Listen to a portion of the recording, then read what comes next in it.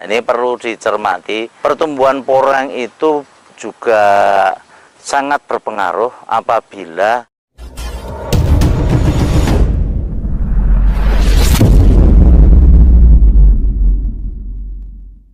Assalamualaikum warahmatullahi wabarakatuh. Kemarin setelah saya habis dari tempatnya Mbak Oki, nah ini ternyata saya lewat kebun ada tanaman porang. Ini saya kemarin itu bertanya-tanya yang menanam sini itu siapa. Nah, ternyata ada teman kita yang dulu pernah main ke rumah, namanya Pak Tekno, Pak Sutekno. Nah, inilah beliau yang menanam. Nah, kemarin sempat juga telepon, Pak, saya pengen main lagi ke rumah, kira-kira porang saya bagaimana kan gitu. Nah, ini kita akan coba mereview ya untuk porangnya Pak Sutekno ini ditanam dengan jarak yang cukup rapat, sekitar 20 kelihatan 20 cm. Nah, ini kelihatannya saya belum bertemu dengan beliau karena saat ini yang saya lihat kelihatannya tanaman ini dari tanaman katak ya. Ada beberapa tempat, yang pertama yang mungkin sebelah sini ini ditanam lebih awal, yang di belakang ini ditanamnya mungkin tidak bareng ya, yang jelas ditanam di lahan naungan ya. Naungannya ada pohon duren yang cukup jarang juga, untuk intensitas sinar matahari cukup bisa masuk lumayan.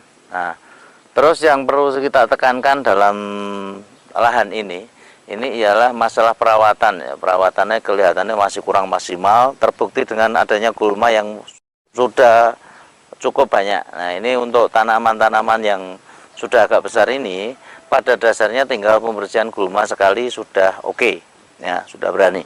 Terus untuk tanaman-tanaman yang masih kecil, ini kelihatannya baru ada perawatan yang namanya gulma. Terbukti dengan adanya bekas rumput yang dicabut di sini sudah lumayan banyak, dan tanamannya baru mulai. Nah, ini perlu dicermati, pertumbuhan porang itu juga sangat berpengaruh apabila gulma kita itu banyak.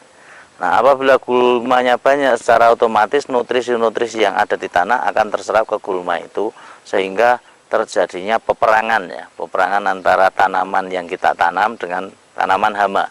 Nah, ini perlu diantisipasi untuk pencegahan gulma. Kemarin mungkin ada teman kita yang dari Pak Kanto yang di Klaten kemarin, yang di Pakis, itu kita sarankan untuk menggunakan herbisida sistemik. Silahkan nanti diaplikasikan untuk herbisida itu. Pada dasarnya kita aman ya, aman menggunakan herbisida sistemik. Nah, itu untuk kandungan sudah kita upload, silahkan nanti dilihat ya di konten kita sebelumnya. Kita lihat untuk tanaman-tanaman beliau dari Pak Sutekno ini yang masih kecil ya, masih kecil.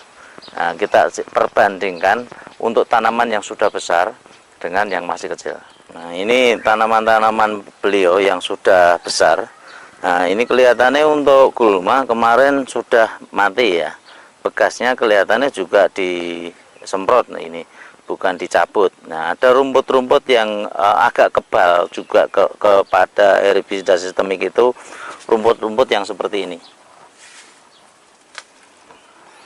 Nah, ini tipikal rumput yang perlu dosis tinggi untuk mematikan rumput ini. Seperti porang ini juga perlu dosis tinggi untuk mematikan porang.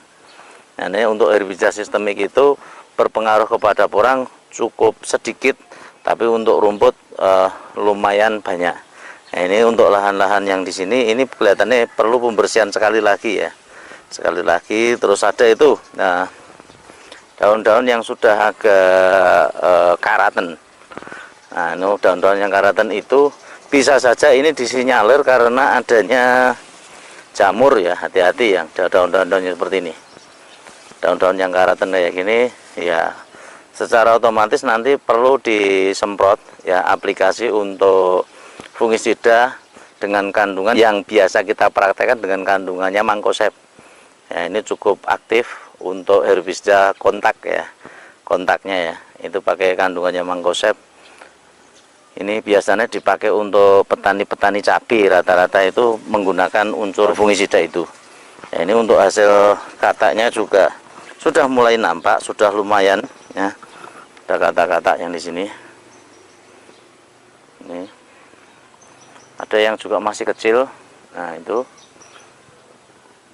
nah ini untuk tanaman yang blok pertama ya.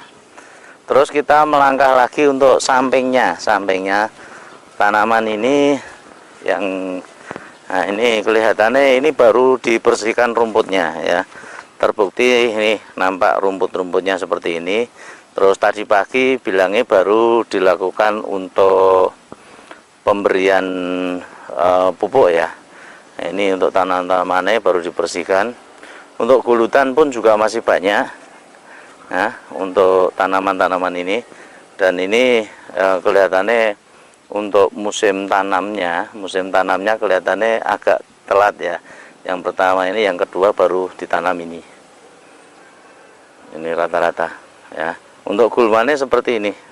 Nah, ini sudah telat untuk pembersihan gulma. Nah, sehingga jangan sampai tanaman itu telat ya, telat kita membersihkan gulmanya sudah tinggi baru kita bersihkan, secara otomatis tanaman porangnya pasti kalah. Nah, berbeda dengan kalau sudah tanamannya besar. Nah, kalau besar seperti ini nanti yang kalah pasti gulmanya. Nah, ini untuk tanaman-tanaman ini cukup luas. Ini ada 1/3 hektar, berarti sekitar 3.000 meter. 3.000 meter ya, itu naungan-naungan ya. Kalau naungan itu seperti ini. Nah, untuk di lahan naungan-naungan pohon besar ini pada dasarnya bisa membantu untuk masalah cahaya atau intensitas matahari, dan pengaruhnya ke suhu juga ya.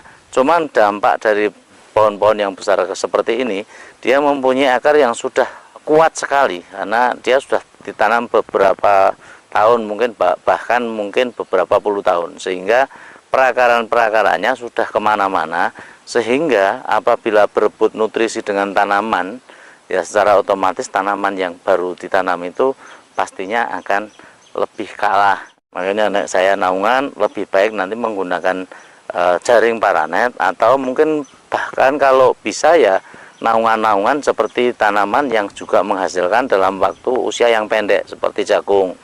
Nah, kemarin jagung kita tanam pada lahan-lahan spora kita ya, kita kemarin yang dulu pernah saya upload juga ya. Nanti kapan-kapan kita upload lagi untuk tanaman spora yang di bawah naungan jagung, yang dulu kita tanam tanpa naungan, akhirnya tumbuhnya sekitar 60%. Nah, terus kita kasih jagung, dan untuk yang 60% pertumbuhan itu alhamdulillah sudah mulai baik ya. Mungkin tinggi-tingginya juga sudah seperti yang di sini ya. Yang di sini ini untuk review ya, untuk tanaman-tanaman yang nanti akan kita ulas terus ya untuk tanaman porang ini. Semoga nanti untuk petani-petani yang nyimak mulai bisa menyimpulkan di mana memilih lahan yang bagus ya, terusan naungan apa yang harus kita gunakan supaya dalam bercocok tanam atau mungkin bertani porang pada khususnya ini akan membawa hasil yang lebih maksimal. Mungkin dari kami cukup itu dulu yang bisa saya sampaikan, kurang lebihnya mohon maaf. Billahi taufiq wal hidayah. Wassalamualaikum warahmatullahi wabarakatuh.